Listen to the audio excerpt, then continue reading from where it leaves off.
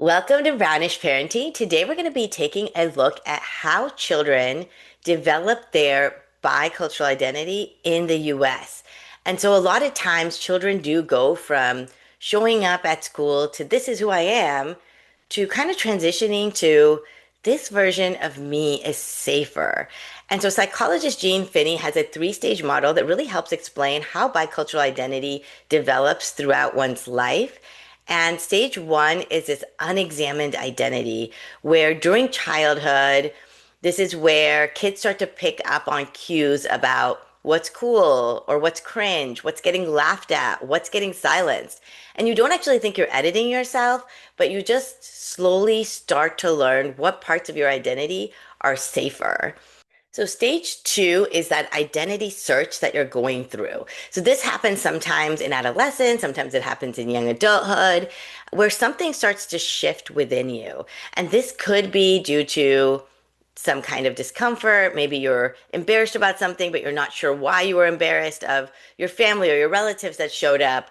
Or maybe there's a trip that you took to India and now something has woken up inside of you and you're thinking to yourself, wait, why am I hiding from my culture?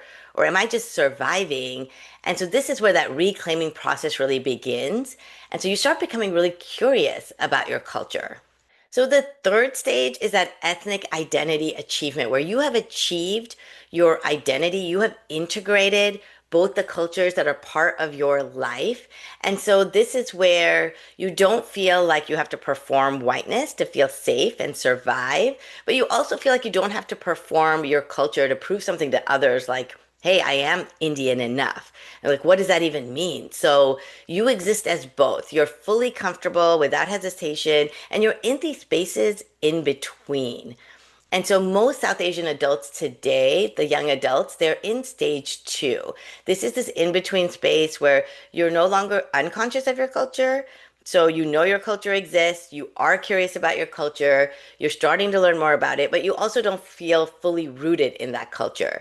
So you're in this courageous, uncomfortable, formative stage of your life. And that's exactly where our guest Rohan is today. He's not on either side of this journey, but he is in it in real time, becoming and moving from, feeling very whitewashed and unconscious of his culture to now starting to reclaim that brown identity. And why is this important? That's one thing I really do want to talk about. Bicultural identity is so important. And this is something that I've done a lot of work on because I also felt very much like I needed to fit into the white culture and didn't want to accept parts of my own culture. And I later learned through my dissertation, through my research on why is it important for children to feel like they're part of both worlds, is that when individuals connect to both their cultures, it reduces a lot of stress and anxiety, depression. So again, it's a protective factor for children. They also have higher levels of self-esteem. They feel good about themselves. They show a lot of emotional resilience having to navigate between these cultures to really figure out how to make certain decisions in their lives. And so kids who feel safe in both cultures also experience less loneliness in their lives. They feel less like an outsider because a lot of times what happens is kids can't decide which culture do they actually belong to, and it can make them feel like they're two different people. And that was something that happened to me where I felt a certain way at home, being very much ingrained in my culture, and then stepped outside and became part of that other majority sort of American culture at school. And so I felt like I was two different people. And that was seen. And honestly, my culture was seen as a social threat for me, which increased my stress hormones because I felt like, if people knew more about what I was doing at home, that was a threat to the friends that I had really at school. And so bicultural identity allows for children to have a stable identity. They have a sense of belonging. They feel validated. And in this way, being part of both cultures provides them with psychological safety in their lives. It also improves academic outcomes, life outcomes. These children take on leadership positions. They're highly motivated and confident as they enter into the real world. And so they are constantly learning to adapt to new environments and new situations very quickly. So let's go ahead and bring on our guest next. Our guest today is Rohan. He is a 23-year-old from LA County. He graduated from college 10 months ago and has since spent time traveling, creating, and exploring his passions, especially his identity and his culture. He is an inspiring content creator using storytelling to figure out who he's becoming while aiming to inspire others to do the same. All right, welcome to the show, Rohan. I'm so excited to have you here. And I would love for you to start by telling the audience a little bit about your channel. You openly talk about being whitewashed. And so, what led you to starting this channel and what's your platform about? Yeah, so I would say ever since I graduated college 10 months ago, I kind of realized like the way the world is going is obviously AI, but I think that like people Yeah, always seek an authentic connection with somebody. And I yeah, think for me, as somebody who's found it difficult to be my authentic self, I figured like what better way to find myself and like be more comfortable within my own skin than to like kind of use this content creation space as like exposure therapy for myself.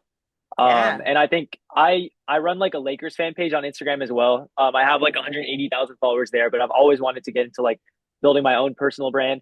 Hmm. Um, so yeah, I would say like at first it started out with the general like self-development type of content. I got really into like reading self-help books, and I think having traveled to India multiple times this year, I've started to realize that like becoming more Indian and finding my roots is definitely like a North Star of mine. Yeah, And um I think I just feel my heart feels so full when I'm out there. And I think like obviously I'll dive more into this later about like my yeah, childhood experiences, but I think that like ever since like I started posting the India content and seeing that people like relate to me and people resonate with my message, it gives me all the more like inspiration and motivation to like keep talking about my experiences. And like I just hope that I can make a positive impact. So yeah, yeah, that's kind of my story with like the content, and I'm just getting started. So hopefully things are only yeah. going on from here. Yeah, yeah. Well, I will say I definitely resonated with it because I was born and raised in California my whole life. And Got it. Okay. I grew up in a school that was primarily Caucasian, and so I did feel like that I needed to feel like I was whitewashed to survive, and that's what this episode really is that why did we feel the need to not want our culture to be part of us? Mhm. And that's something that I'd love to talk a little bit with you about, this pressure to assimilate. I always feel like I wonder this new generation, did you have Indians at your school? And did you still feel that pressure to assimilate based on what the dominant culture and majority of the kids were doing? Or do you feel like the Indians are actually all just wanting to assimilate because of media, the TV shows that they're watching, the movies that they're watching? It's still kind of the cool thing to do is to be more white and be more American. I'd love, yeah, just for you to talk a little bit about what your childhood experiences were like with your culture. Yeah, so my elementary school was like I would say like predominantly like East Asian and then white. And then once I got to high school, I remember counting in my yearbook out of like 900 kids in my Yeah. graduating class, there were like 10 or 11 Indian guys. So like definitely was not surrounded with like many Indian people growing up. Um and also in America, like it's only my mom's side of the family who lives here, Hmm. and she's an only child, so I don't really have a ton of cousins. So I Okay. just wasn't really surrounded by Indian culture a lot. So it wasn't a conscious choice for me of like, okay, this is the Yeah. culture that's being like exposed to me, and I'm consciously like turning my head to it and like trying to assimilate. It was sort Yeah. of just like second nature to me. So you felt like, so Um, your childhood home, you felt like there wasn't that much of your culture being emphasized or prioritized really there. It yeah, was more definitely not. mainstream. Okay. Okay. So you weren't like Yeah. hiding part of your culture. Yeah, no, I Yeah. don't think so. I think Yeah. it's just That's whenever interesting. I heard different like stereotypes and whenever I heard certain comments being made about Indians, I think Yeah. that gave me all the more like ammunition to be like, okay, now I really do want to be like American. I really do want to like Yeah. not fit the mold of like the typical Indian or like what they portray an Indian person to be. And then even like my Indian friends, I've had a few Indian friends growing up, but like they're all like first gen kids. And me Yeah. being second gen, I think Hmm. it's like I don't necessarily like fit in with them. I think they probably feel certain like emotions more strongly than me because I think like their parents probably like speak to them in their native tongue at home, and then like Yeah. they're a little more religious and stuff. I think for me I Hmm. probably can't resonate with them, but then I also didn't feel like I entirely fit in with like the American bunch. So I kind of felt Yeah. like I was in my own like unique little bubble Yeah, that's growing up. interesting how Yeah. you feel. And that's what they say too with the research. Like you do feel like an outsider. You don't know Yeah. exactly where you fit in or belong. And it could also be because, like you said, there's also these interesting dynamics with first generation, second generation, third generation kids. And it Hmm. seems like you had a lot of first generation. And I Right. think that's Right. interesting because you didn't have a lot of kids that were probably navigating like you, second generation issues, Hmm. right? Right. Right. Yeah. No, I definitely agree.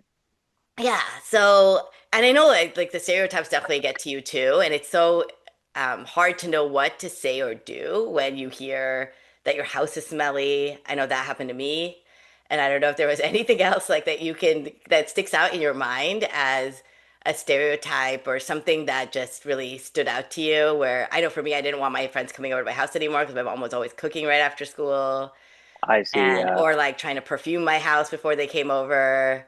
And so towards the end, it was like the friends that were helped me feel safe. Those were the ones that I was like, okay, that's fine. Like they've seen all these pictures of Sai Baba in my house. They've counted them. They know how many there are. It's I see. fine, you know. So they were a little bit like safer for me. Was is there anything like that that stood out to you? And then as you think about that, I'm wondering if you have any also advice for kids growing up today that are dealing with these types of, the Indian head nod or the 7-Eleven store owners and all those stereotypes. Yeah.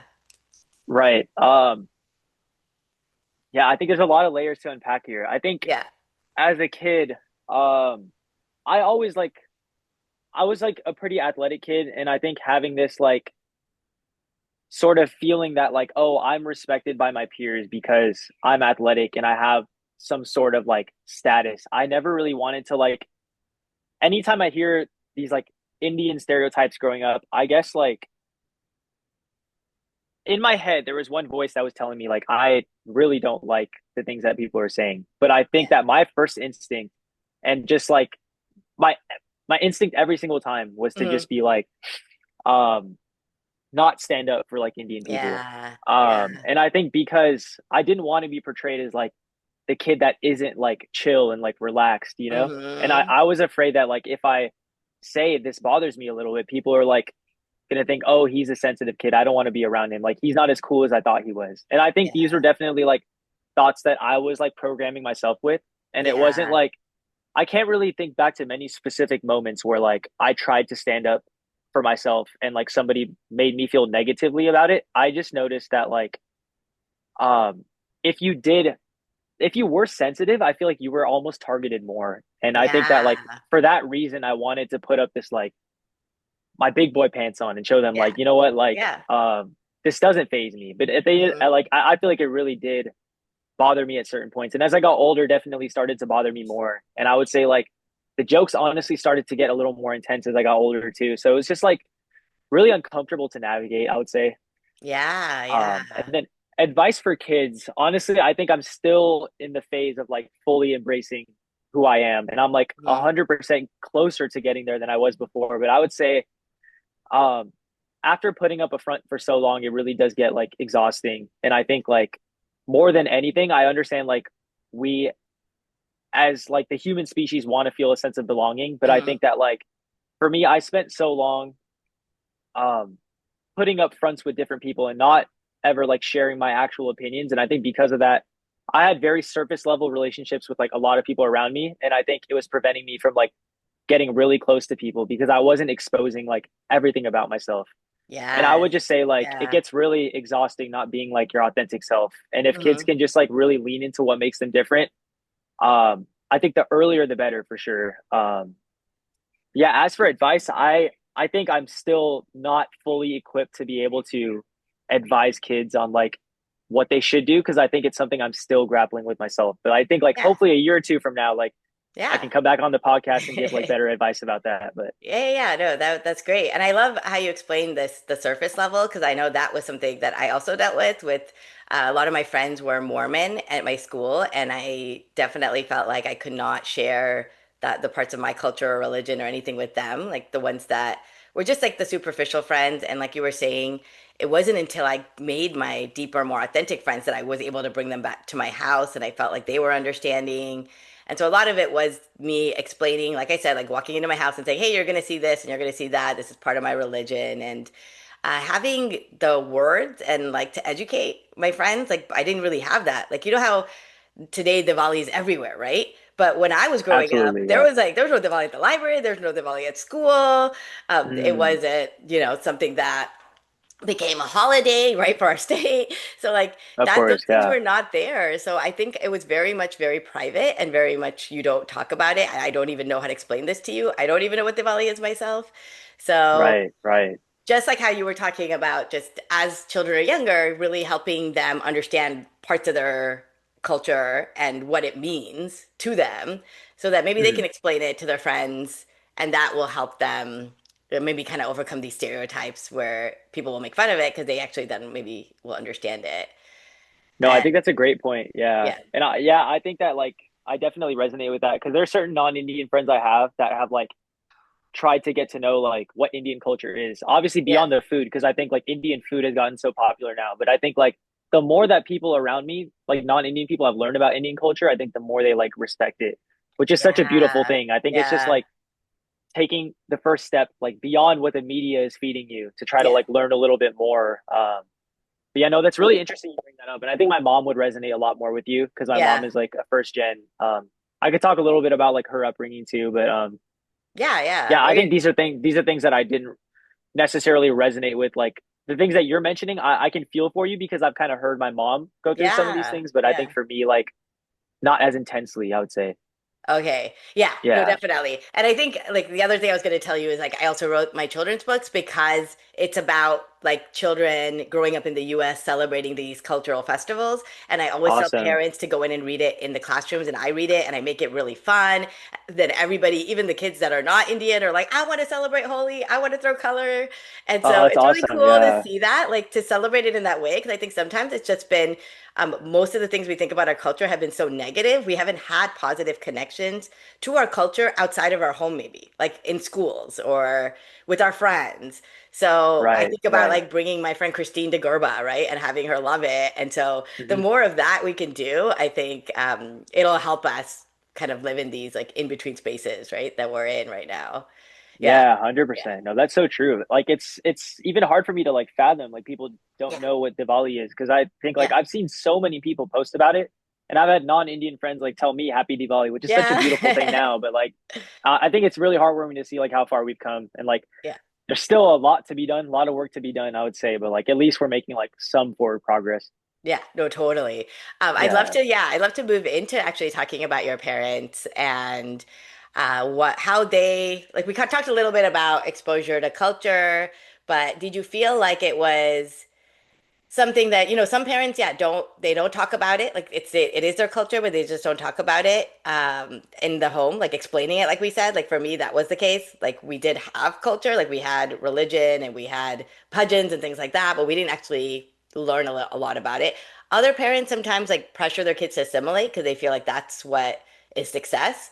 And I got a little Mhm. bit of that from my dad. I remember he'd be like, "Why are they going to Bengali school? They don't need to speak the language. Like, let them speak English and, move ahead." And it's interesting to see that dynamic with parents. And so I'm wondering if you had one or the other. Yeah, I would say well my parents never spoke to like me in Hindi, which is why I don't understand like Hmm. a lick of Hindi nowadays. Hmm. I'm learning, but when I was a kid, I think they definitely like wanted us to assimilate as much as possible and just fit in and like kind of find our place in America. Yeah. Because I think my mom, it was like a little more awkward for her growing up. Like she went to an all girls school surrounded by like all Yeah. Caucasian girls who were like 6 inches taller than her. And I think it was just difficult for her to find her like sense of belonging. And I think like based off her childhood experiences, she didn't want me to like go through the same thing where like I Yeah. didn't really know where to turn. I didn't really like feel like I fit in anywhere. Hmm. So, and I really give them a lot of credit because I think like I did assimilate and I did, for the most part, I feel like I did really feel like I belonged and I didn't feel like I noticed some of my Indian peers like not really feeling like they could socialize as well and not really feeling like too much confidence. So I honestly give my parents all the credit for that. Yeah. for putting me in like a lot of activities as a kid, like letting me hang out with like my friends all the time and just being so loving, I would say, and supportive. So my mom grew up in America, my dad Oh, grew up in India, but even yeah. my dad didn't really feel the need to like teach us Hindi or like teach us all these like cultural sort of things. Yeah. Yeah. Yeah. So your mom from elementary school, she was here? Yeah? Yeah, so she was born in India technically, but like Yeah. literally from the point she was like 1 year old, she lived in America. So like she Oh, moved here okay. at like 11 months. Yeah, yeah. Oh, And wow. she also grew up in LA County. So Yeah. um uh Oh, that's interesting. Yeah. yeah, yeah. Definitely interesting. Yeah. Yeah. So I guess were there things that stereotypes or if you heard things about your culture or if you were curious about your culture, do you feel like you could ask them or do you feel like, oh, it's not that important or like if there's, I know some kids just can't really talk to their parents about like negative or bad things that have happened at school because they kind of just dismiss them or say, oh, go pray or, whatever it is. So, Right, do you right. feel like in terms of your relationship with your parents, what was that like? No, I think my relationship with them was like Okay. so great. Like my childhood are like some of my best experiences ever. And I Yeah. think my parents never made me feel ashamed for like telling them these are things that I'm like anxious about. And I think that's a lot of the reason I'm so comfortable like being vulnerable Yeah. and like not being ashamed of like saying I'm anxious about this thing or like I feel negatively about this thing is all like credit to them. And I would say like I remember I was very self-conscious as a kid with how much hair I had. Hmm. And I remember I didn't like want to take my shirt off because I had so much back hair. And I think Yeah. like those are things I talked to my mom about. And I think like my mom did such a good job of like empathizing with me. And I think like there were times I would speak to my mom and I'm like, I'm not even getting teary eyed, and then I tell her about it Yeah. and she gets teary eyed. So it's like she feels my pain like Yeah. double. Oh, that's So great. like Yeah. that really meant so much and that made me feel so comfortable like going to her about anything. But I think the natural response as a kid is like you want to be the tough guy, you want to bottle things up. Yeah. And I think like so most of the time I think when I was really young I didn't like tell them about too much. Hmm. And that wasn't because of any like negative response they had or like telling me to go pray or telling me to like toughen up or anything. It was more just like Yeah. I didn't really feel a need. But I think like every single time I opened up to them, it was like I was stacking proof in my head, like I can go to them about these sort of things. Oh, And like that's that meant great. the world to me for sure. Yeah. And then they were able to have conversations with you about it and they had time for that. Yeah, that's really great. Yeah, Do absolutely. you have siblings? I do. I have an older brother. He's 4 years Okay. older. Yeah, yeah. Okay.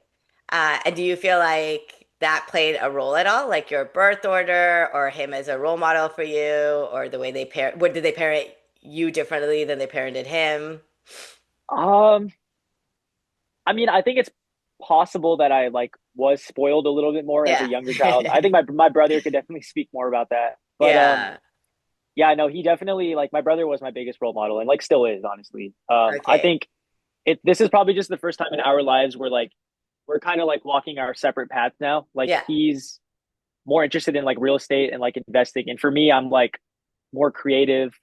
So I think like my entire life has just been like he's the blueprint. Let me just follow. So Yeah. like That's what I happens, played right? bass Yeah. Yeah. exactly, yeah. Like I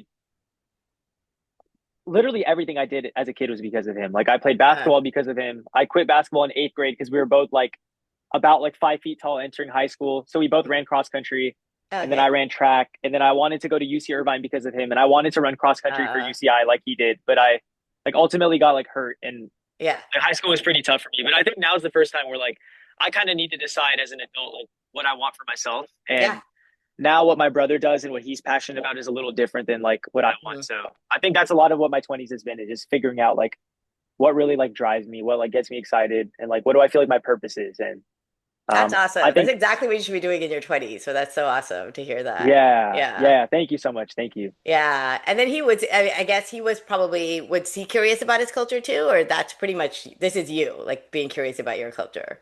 Yeah, I would say like I'm definitely more curious. Yeah. Yeah. Um and I think like I really made it a point 2024 last year in April I Hmm. went to India and I hadn't been since like 6 years ago, but I remember in 2018 I went I have a vivid memory of like Yeah. being at the Taj Mahal but like watching the Lakers game.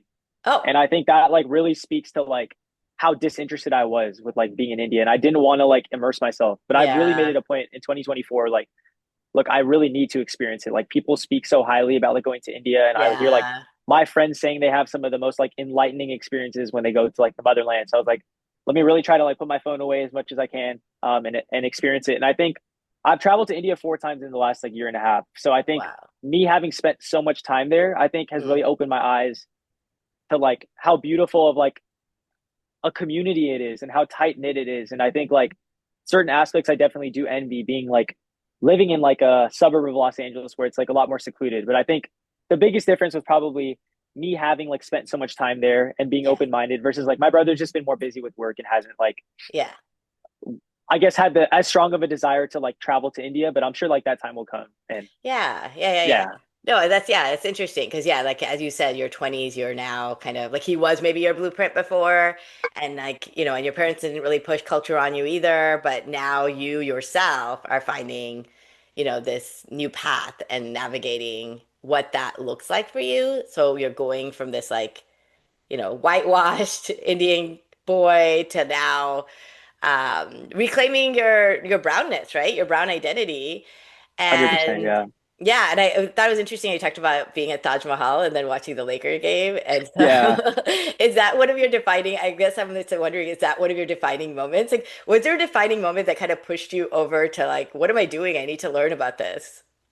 Because not everyone Yeah. has it, right? Like not everyone has that moment. So Right. I yeah. would say it was more like a series of moments rather than Mhm. like I think that's a moment I look back on and I feel like a little ashamed of. But at the end Yeah. of the day, like I try to give myself more grace. I was a kid, and like Mhm.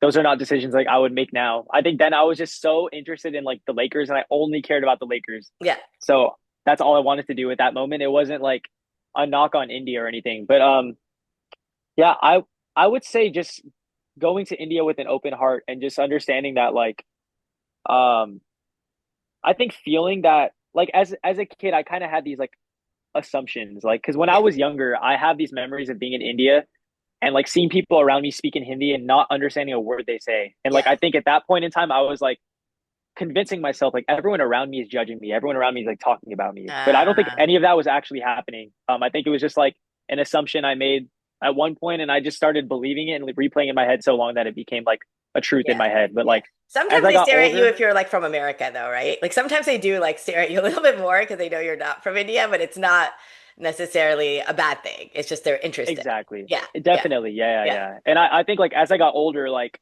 I probably still felt like, oh, I'm not gonna fit in as well with my family there because like Mm, culturally we're so different. But I think I was raised on so many of the same values, like subconsciously.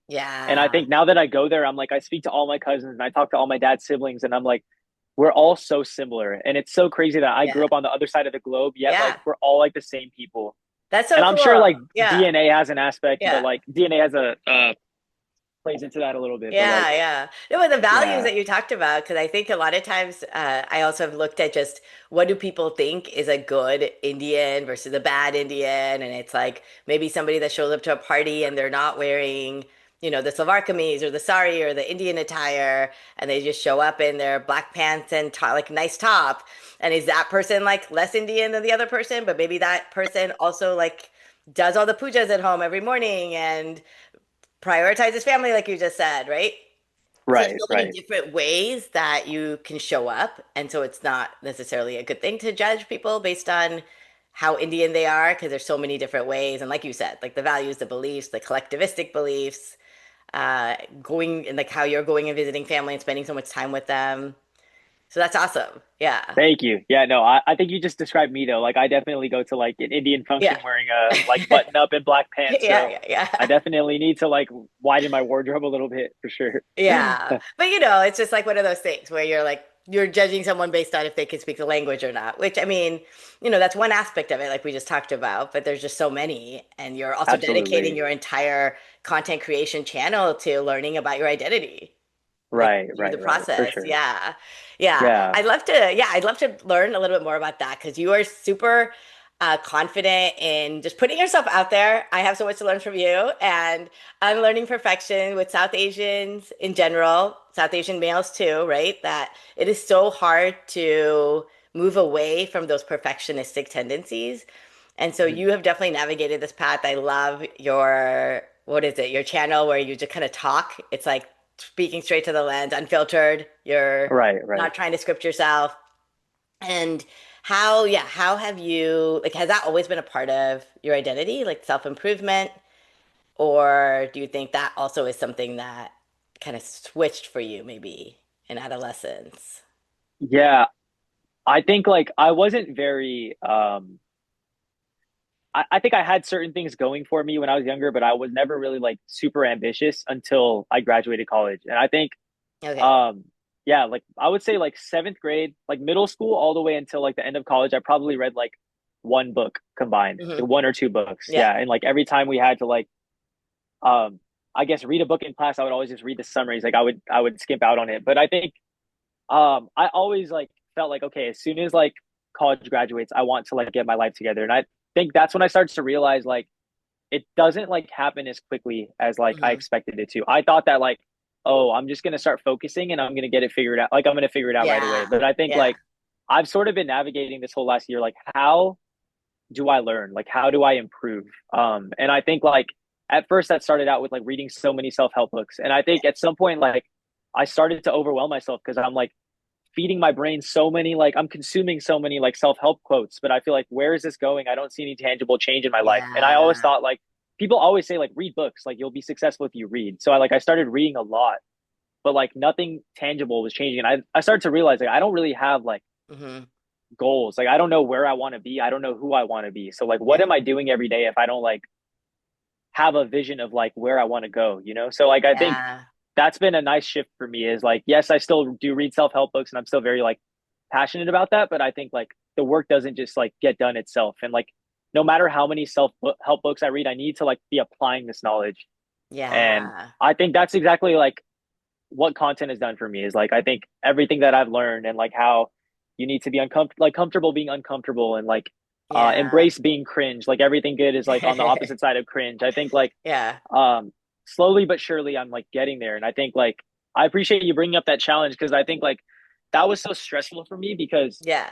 before that I like spent probably like 10 hours per video and like it didn't seem like I spent too much time before, but I would just like nitpick little things and I would like say the same line 15 times over and Yeah. over again back Yeah. then. And I think like I intentionally tried to like lower the quality and be like just to prove to myself like even if I post stuff that is like very minimal Hmm. effort, nobody is going to be like, oh, I can't believe you were putting an effort before and now you're like Yeah. posting something that takes a minute to make. Like I just needed to prove to myself that like everything that's in my head right now, if I just go out and like take action, it's not going to like Yeah.